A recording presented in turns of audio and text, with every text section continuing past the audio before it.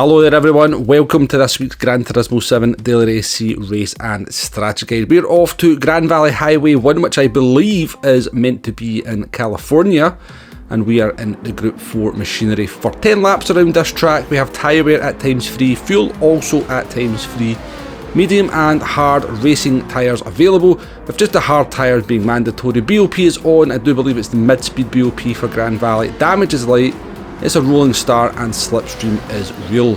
So this is a fresh and original combo for Gran Turismo 7 and Gran Turismo in general in terms of Daily Race C. It's not something we have ever done before, and somewhat a little bit interesting, certainly to me, is the settings for this one. Not that they're going to make the race particularly interesting, but the fact that we've had tyres at times free and fuel at times free, that's new. I don't think there's ever been a Daily Race C where we've had the tyre and fuel multipliers at those numbers. So it does indicate that somebody is in control of these daily races and things are getting changed, rather than what it seems to be in the past, where it seems to be like the settings are copy and pasted from previous races. It does look like somebody has gone in and manually changed some of the settings for this one.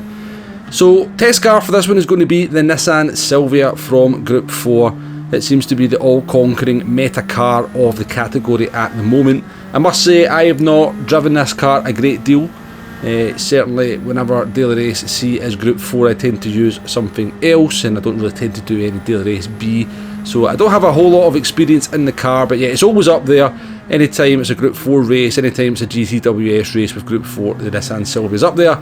And I don't see any reason why it's not going to be strong around this track. Hopefully a good number of other cars will also come to the fore, but for the test we are using the Nissan Silvia. And the first thing we are going to test is that no stop strategy. With just the hard tyres being mandatory, tyre wear at times free, fuel at times free, will certainly be no worries on the fuel.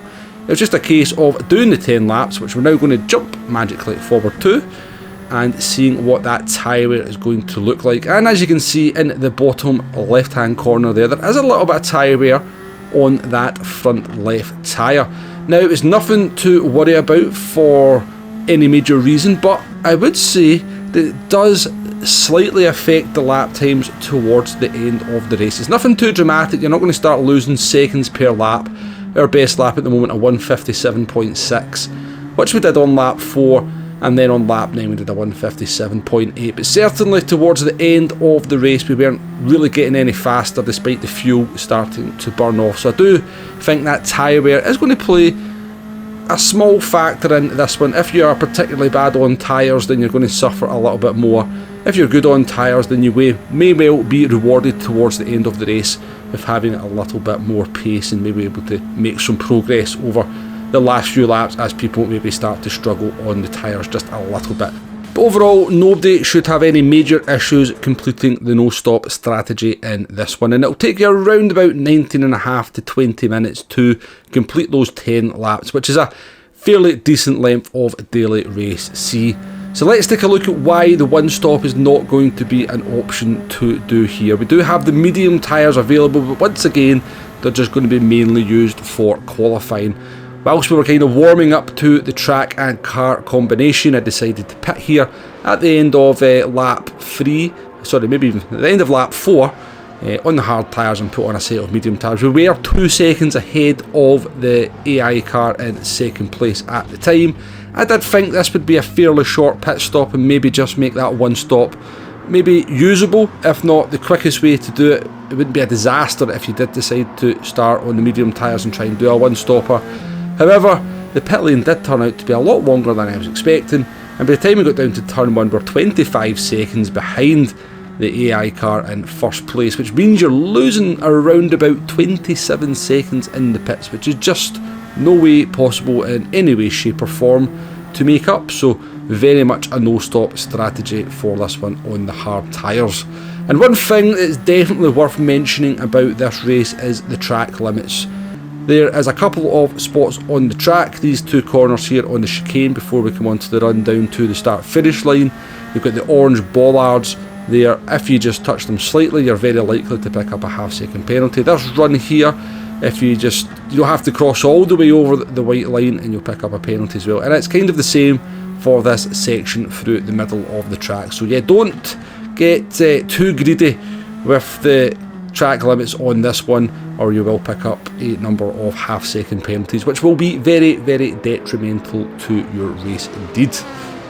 But that is pretty much it for this one. Once again, it's going to be a no-stop race. At least we do have the slight tyre wear factor in this one, in that the lap times do tend to tail off towards the end. So if you are a little bit better on those tyres, you maybe have a little bit of an advantage. But other than that, pretty much a sprint race. Don't have to worry about the fuel. You'll burn off around about 50% of the tank, and just a little bit of tyre wear to contend with towards the end. In terms of car choice, I think the Silvia will be competitive, but as always, I hope there will be other cars that can challenge it.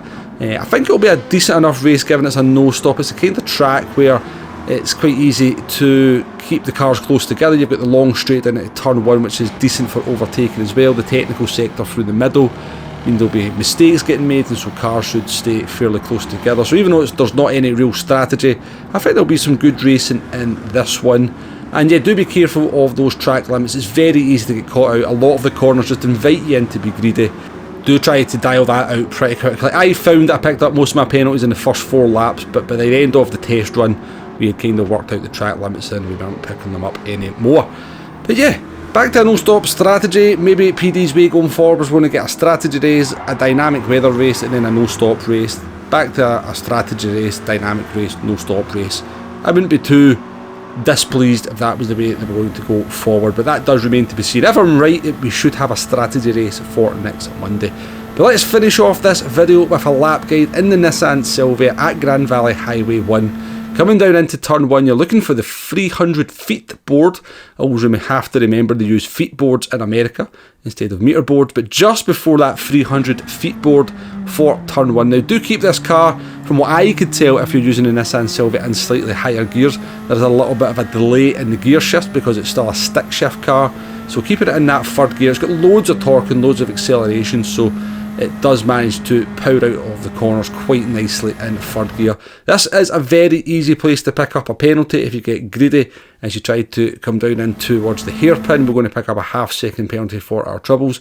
And then just after the 400 feet board for the braking zone into this downhill hairpin, there's a little bit of camber in the inside of the corner, same as turn 1. Use the camber on them to get the car round. And then we're coming into the very tricky technical part of the lap, and it's one of these parts of the track, the lap, where you don't really tend to use marker boards. It's more like a feel, and you kind of start using the sound of the engine to guide your way through.